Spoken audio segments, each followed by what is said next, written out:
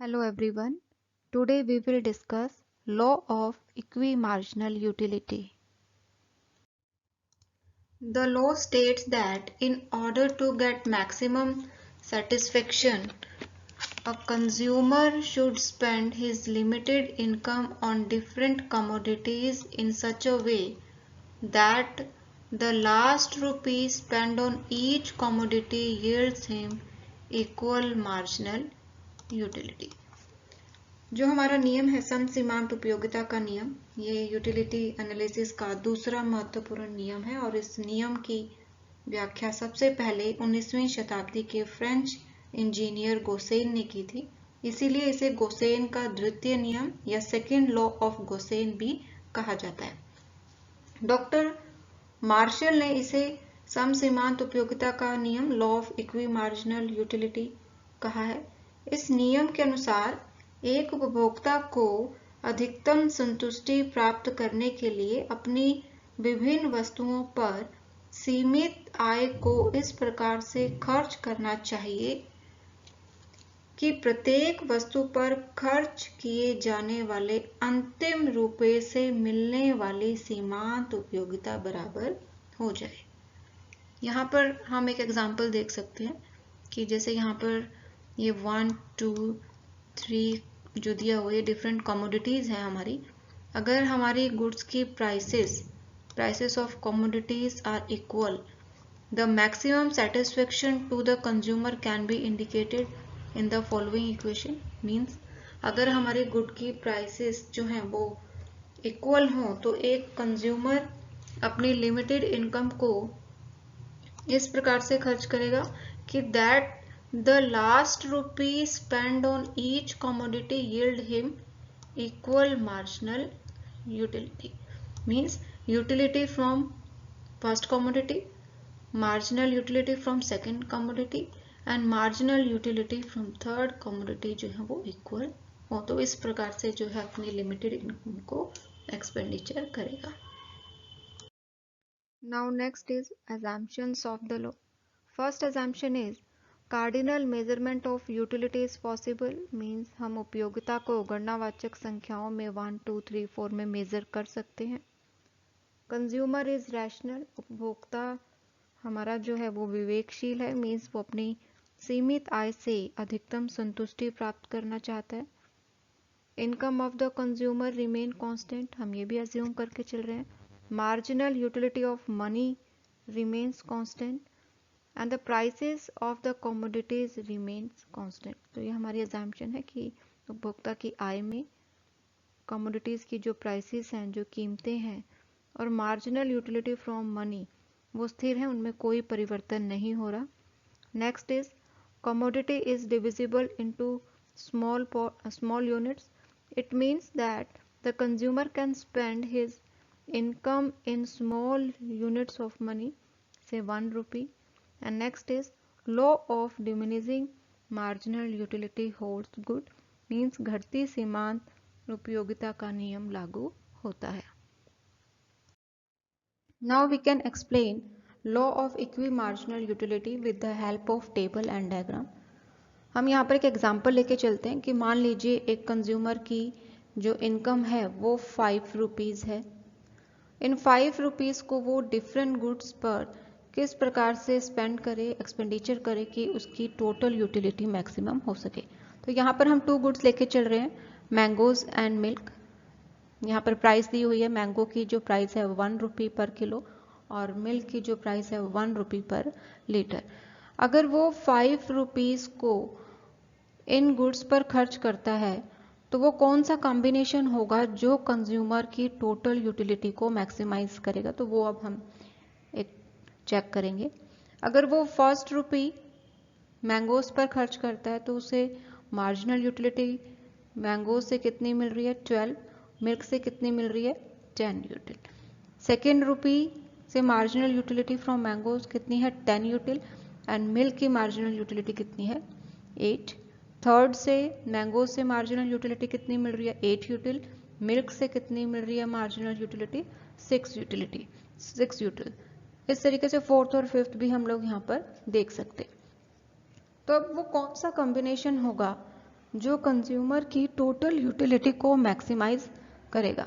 तो यहाँ पर देखो, अगर हम ये 3 रुपीज़ अगर मैंगोज पर स्पेंड करते हैं यहाँ पर, तो इनका अगर हम टोटल करेंगे तो टोटल कितनी होगी मार्जिनल यूटिलिटी? 12 + 10 + 8 मीन्स 30 यूटिल। और अगर वो 3 रुपीज़ यहाँ स्पेंड कर देता है तो 2 रुपीज़, क्योंकि कंज्यूमर के पास 5 रुपीज़ है, तो 2 रुपीज़ वो यहाँ पर स्पेंड करेगा। तो यहाँ पर मिल्क से कितनी मार्जिनल यूटिलिटी मिलेगी? 18। तो अगर हम इसका टोटल करेंगे 30 + 18 कितना हो जाएगा? 48 यूटिल। ये उसका टोटल यूटिलिटी होगी। और एक चीज़ और यहाँ पर हम देखेंगे कि अगर वो 3 कॉइन्स जो है मैंगोस पर खर्च करता है, तो यहाँ पर अंतिम रुपए से मिलने वाली, और यहाँ पर जो सेकंड कॉइन मिल्क पर खर्च किया, अंतिम रुपए से मिलने वाली जो मार्जिनल यूटिलिटी है वो इक्वल है। यहाँ 8 है एंड यहाँ भी 8 है। तो ये एक प्रॉपर कॉम्बिनेशन होगा जो कंज्यूमर की टोटल यूटिलिटी को मैक्सिमाइज करेगा। इसके अलावा कोई और भी कॉम्बिनेशन अगर हम चूज करना चाहें तो वो 48 यूटिल से कम होगा। यहाँ पर देखिए, अगर हम यहाँ पर 3 की जगह 4 कॉइन्स जो है यहाँ खर्च करते हैं, तो 4 रुपीज़ अगर यहाँ खर्च हो गए तो यहाँ पे कितना, एक ही कॉइन बचा। तो मिल्क पर वो एक कॉइन अगर खर्च करेगा तो ये 10। इनका अगर हम टोटल करेंगे 12 + 10 + 8 + 6 + 10, तो इसका जो टोटल होगा वो 46 यूटिल होगा, जो 48 से कम होगा। इट मीन्स जो हमने पहले कॉम्बिनेशन चूज किया था, it is the better combination. अब इसी को हम एक डायग्राम से भी देख सकते हैं। यहाँ डायग्राम दिया हुआ है। ए जो डायग्राम है ये मार्जिनल यूटिलिटी फ्रॉम मैंगोज को रिप्रेजेंट कर रहा है, और जो बी है वो मार्जिनल यूटिलिटी फ्रॉम मिल्क को शो कर रहा है। और ये जो डॉटेड लाइन है ये इक्वी मार्जिनल यूटिलिटी लाइन है। तो देखो, हमने ओ एक्स एक्सिस पर क्या ले लिया? हमने रुपीज़ ले लिए, और ओ वाई एक्सिस पर हमने ले लिया मार्जिनल यूटिलिटी फ्रॉम मैंगो, और यहाँ पर मार्जिनल यूटिलिटी फ्रॉम मिल्क। अगर वो 1 रुपी या 1 कॉइन मैंगोज पर खर्च करता है तो उसे मार्जिनल यूटिलिटी कितनी मिल रही है? 12 यूटिल। यहाँ पर एक डॉट आ जाएगा हमारे पास। सेम सेकंड से 10, तो यहाँ से सेकंड से 10 ले लेंगे हम। सेम थर्ड से 8 यूटिल एंड फोर्थ से 6 यूटिल। तो जब इस पॉइंट्स को हम ड्रॉ करेंगे तो हमें एक कर्व मिल जाएगा। तो ये जो कर्व होगा वो मार्जिनल यूटिलिटी फ्रॉम मैंगोज को रिप्रेजेंट करेगा। इसी तरीके से हम बी जो हमारा फिगर है उसको भी ड्रॉ कर लेंगे। 1 रुपी यहाँ पर अगर स्पेंड करते हैं मिल्क पर तो मार्जिनल यूटिलिटी कितनी है? 10। सेकेंड से 8 यूटिल। तो ये भी 2 पॉइंट्स मिल जाएंगे, और दोनों पॉइंट्स को ड्रॉ करने से जो कर्व मिलेगा that is marginal utility from milk. ये जो 8 जो भी हमने बात की 8 क्योंकि हमने यार law of equi marginal utility के अकॉर्डिंग हमारे जो रुपए की अंतिम इकाई से सीमांत उपयोगिता भी बराबर होनी चाहिए। तो ये जो डॉटेड जो एरिया है वो किसको रिप्रेजेंट कर रही है? Law of equi marginal utility या इक्वी मार्जिनल यूटिलिटी लाइन को। इसी डायग्राम को आगे अगर हम एक्सपेंड करें तो देखेंगे कि जो नेक्स्ट कोई भी कॉम्बिनेशन होगा वो एक बेटर कॉम्बिनेशन नहीं होगा, क्योंकि वो कॉम्बिनेशन कंज्यूमर की टोटल यूटिलिटी को मैक्सिमाइज नहीं करता। जैसे अभी हमने पीछे देखा कि कंज्यूमर अगर 3 रुपीज़ मैंगोज पर स्पेंड करता है और अगर 2 रुपीज़ मिल्क पर स्पेंड करता है तो मैक्सिमम जो टोटल यूटिलिटी है वो कितनी है? 48 यूटिल। इसके अलावा कोई भी कॉम्बिनेशन टोटल यूटिलिटी यानी कि कोई भी कॉम्बिनेशन अगर वो चूज करता है तो वो 48 यूटिल से कम होगा, जो भी हम कॉम्बिनेशन का अगर टोटल करेंगे तो। जैसे अगर यहाँ पर देखिए, अगर वो 3 की जगह 1 एडिशनल कॉइन को अगर मैंगोज पर खर्च करता है तो मैंगोज पर खर्च करने से उसकी यूटिलिटी में कितना इंक्रीज हो गया? 6 प्लस ऐड हो गए, यानी कि 12 + 10 + 8 + 6 36 हो गया टोटल। अगर 4 रुपीज़ उसने मैंगोज पर खर्च कर दिए तो उसे 1 रुपी यहाँ पर कम करना पड़ेगा, क्योंकि वो मिल्क पर पहले कॉम्बिनेशन के अकॉर्डिंग कितना एक्सपेंडिचर कर रहा है 2। अगर 4 रुपीज़ उसने मैंगोज पर खर्च कर दिए नेक्स्ट कॉम्बिनेशन के अकॉर्डिंग, तो उसे यहाँ पर 1 जो है एक कॉइन कम करना पड़ेगा, क्योंकि उसके पास अब 1 रुपये ही बच गए। तो 1 रुपये के अकॉर्डिंग यहाँ पर कितना हो जाएगा, उसे कितनी यूटिलिटी मिलेगी 10 यहाँ पर। तो अब यहाँ पर हम देखें तो यहाँ पर गेन ये वाला सिंपल जो 30 से 36 हुआ, तो ये सारा किसको एरिया शो करता है, गेन को। पहले 30 था, एक एडिशनल जब उसने रुपी स्पेंड किया तो ये 6 हो जाएगा, यानी कि 30 + 6 36। और यहाँ पर जो 2 से उसने 1 रुपी जो कम किया, ये वाला शेडेड एरिया किसको शो करता है, लॉस को। क्योंकि पहले कितना था 10 + 8, जब वो 2 रुपीज़ या 2 कॉइन्स जब स्पेंड कर रहा था, 1 रुपी पर उसकी यूटिलिटी कितनी होगी 10 यूटिल। तो 18 में से ये जो हमारा 8 जो है वो लेस हो गया, तो 10 बच गया। तो इसका हम टोटल करें तो 36 + 10 कितना हो जाएगा 46 यूटिल। तो ये 48 से कम होगा। तो इट मीन्स हमारा जो बेटर कॉम्बिनेशन है वो कौन सा है, कि अगर वो 3 कॉइन्स जो है वो मैंगोज पर और 2 कॉइन्स जो है वो मिल्क पर अगर स्पेंड करे, तो अंतिम रुपये से मिलने वाली सीमांत उपयोगिता भी बराबर होगी और वो उसके टोटल यूटिलिटी को भी मैक्सिमाइज करेगी। नेक्स्ट पॉइंट आता है हमारा importance of the law. First importance is consumption. देखो, हम जानते हैं कि एक उपभोक्ता अपनी सीमित आय से लिमिटेड इनकम से मैक्सिमम सेटिस्फेक्शन प्राप्त करना चाहता है। तो इस नियम के अनुसार एक उपभोक्ता को अपनी आय को विभिन्न वस्तुओं पर इस प्रकार से खर्च करना चाहिए कि प्रत्येक वस्तु पर खर्च किए जाने वाले रुपए की अंतिम इकाई से समान सीमांत उपयोगिता प्राप्त हो। जैसे हम एग्जांपल देखते हैं कि मान लो एक उपभोक्ता जो है वो 2 गुड्स पर अपनी आय को, इनकम को खर्च कर रहा है, ए एंड बी। ए वस्तु पर मान लो वो 3 रुपये खर्च कर रहा है और जो दूसरी वस्तु है बी वस्तु, उस पर वो मान लो 5 रुपीज़ एक्सपेंडिचर कर रहा है। तो ए वस्तु पर खर्च करने के पश्चात उसे जो मार्जिनल यूटिलिटी मिल रही है वो कितनी है 4 यूटिल।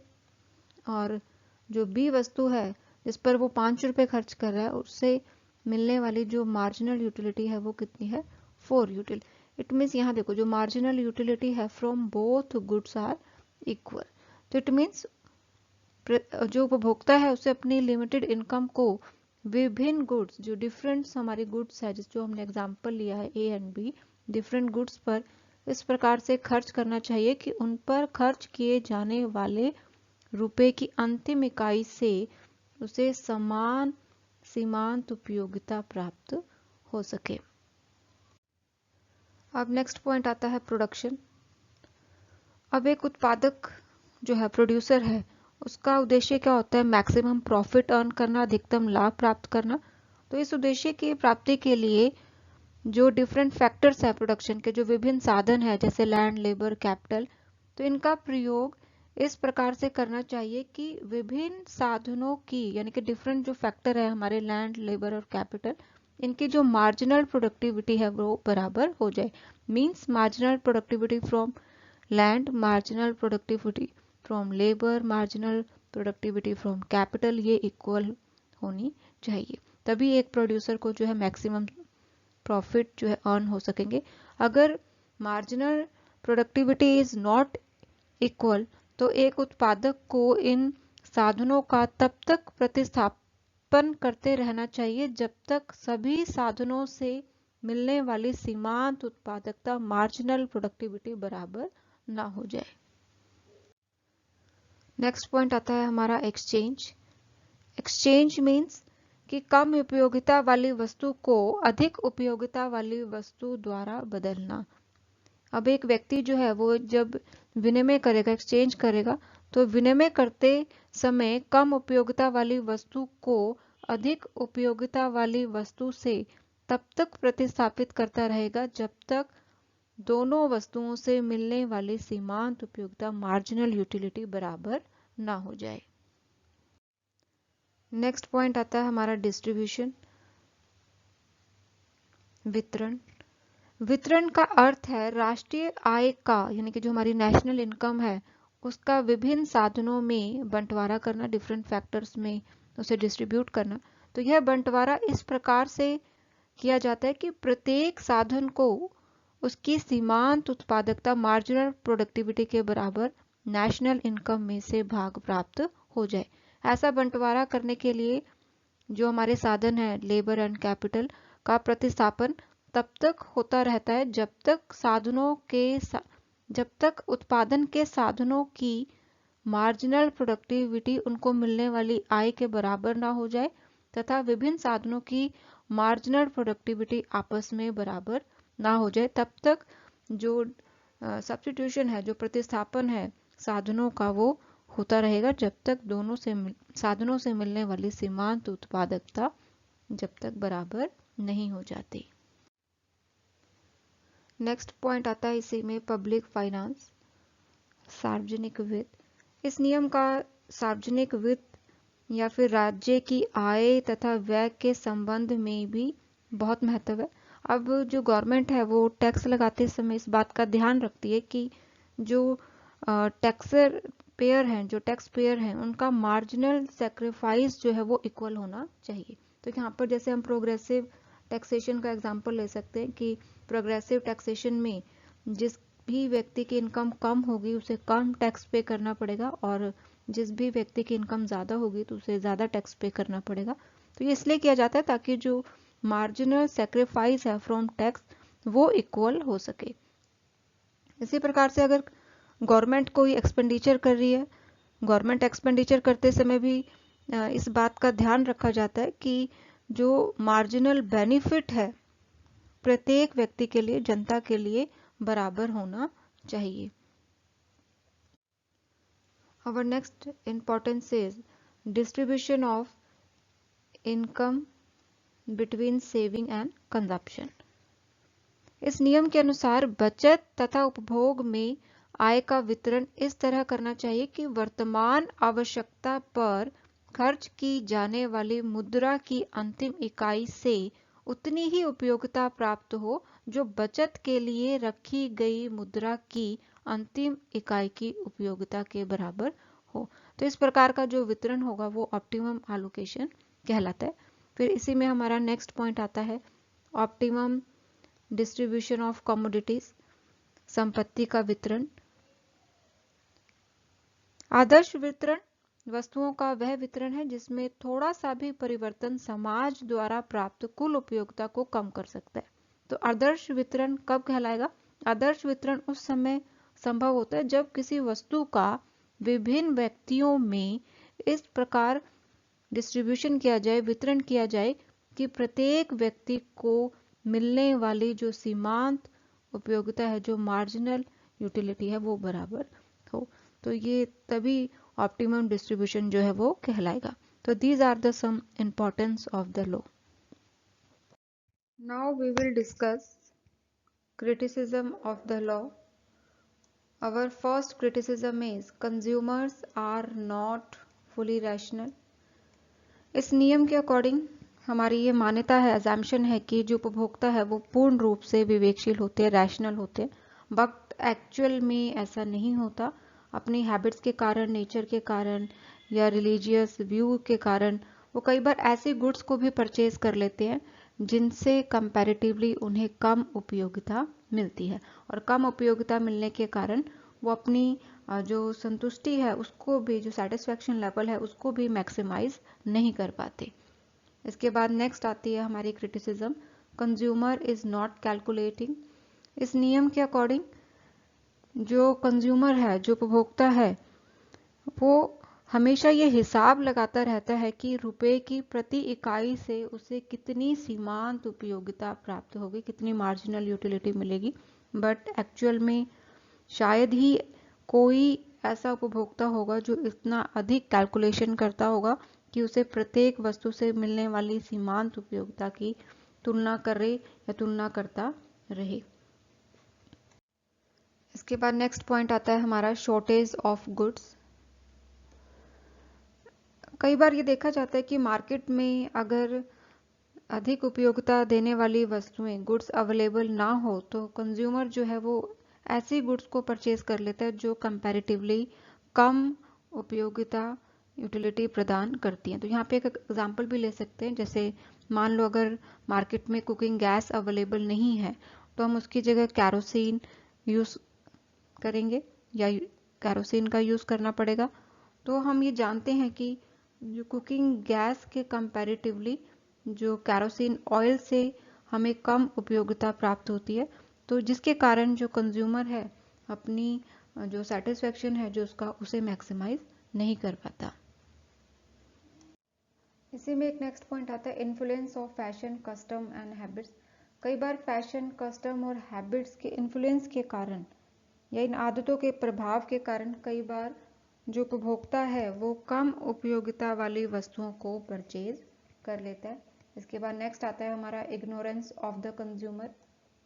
कई बार उपभोक्ता को उपभोग से संबंधित कई बातों की जानकारी नहीं होती कि एक वस्तु की कीमत का सही पता नहीं लग पाता, या फिर हम ये कहें कि उस गुड के कौन कौन से सब्स्टिट्यूट्स अवेलेबल है इसके बारे में उसे कोई जानकारी नहीं होती। तो इग्नोरेंस के कारण भी उपभोक्ता जो है अपनी इनकम को प्रॉपरली डिफरेंट गुड्स पर एक्सपेंडिचर नहीं कर पाता, जिसके कारण वो अपनी सेटिस्फेक्शन लेवल को भी मैक्सिमाइज नहीं कर पाता।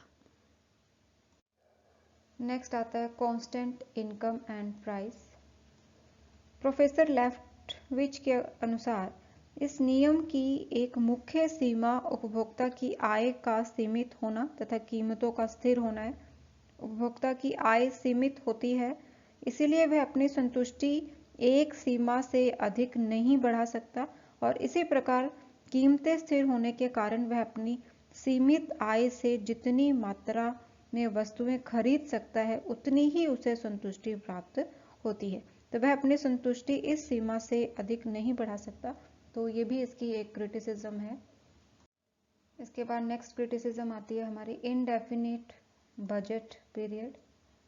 इस नियम की एक सीमा यह है कि उपभोक्ता की बजट अवधि निश्चित नहीं है। उपभोक्ता अपनी आय को विभिन्न प्रयोगों में खर्च करने के लिए जिस समय अवधि का ध्यान रखता है उसे बजट अवधि कहा जाता है। यह एक महीना या एक वर्ष भी हो सकता है। बहुत सी वस्तुएं जैसे टेलीविज़न है, फ्रिज है, इनकी जो बजट अवधि है एक बजट अवधि में खरीदी जाती है, परंतु उनसे कई बजट अवधियों में, कई बजट पीरियड्स में उपयोगिता प्राप्त होती रहती है, और इन वस्तुओं की सीमांत उपयोगिता की तुलना अन्य वस्तुओं की सीमांत उपयोगिता से नहीं की जाती, इसीलिए इस लॉ को क्रिटिसाइज किया जाता है। Next criticism is cardinal measurement of utility is not possible. ये हमने पहले भी डिस्कस किया। Change in the marginal utility of money. इस नियम के अनुसार हमारी ये मान्यता है कि मुद्रा की सीमांत उपयोगिता में परिवर्तन नहीं होता। मीन्स जो मार्जिनल यूटिलिटी ऑफ मनी है इज कांस्टेंट, बट एक्चुअल में रियल लाइफ में मनी की जो मार्जिनल यूटिलिटी है वो कम या अधिक हो सकती है। इसके बाद हमारी नेक्स्ट क्रिटिसिज्म आती है कॉम्प्लीमेंट्री ऑफ गुड्स। ये जो नियम है वो पूरक वस्तुओं के संबंध में लागू नहीं होता, क्योंकि ये कॉम्प्लीमेंट्री गुड्स वो वस्तुएं होती है जिनका एक निश्चित अनुपात में प्रयोग किया जाता है। ऐसा नहीं होता कि हम एक वस्तु का उपयोग कम करके दूसरी वस्तु का उपयोग को बढ़ा दें। तो यहाँ पर हम एग्जाम्पल भी ले सकते हैं, जैसे कैमरे के साथ रील है या टेप रिकॉर्डर के साथ टेप्स है, तो इन्हें हमें एक साथ ही खरीदना पड़ेगा। ऐसा नहीं हो सकता कि रोल के बगैर हम कैमरा यूज कर सकते। तो ये नियम जो है वो कॉम्प्लीमेंट्री गुड्स पर भी लागू नहीं होता। तो this is our topic. I hope you got all the points. Thank you everyone.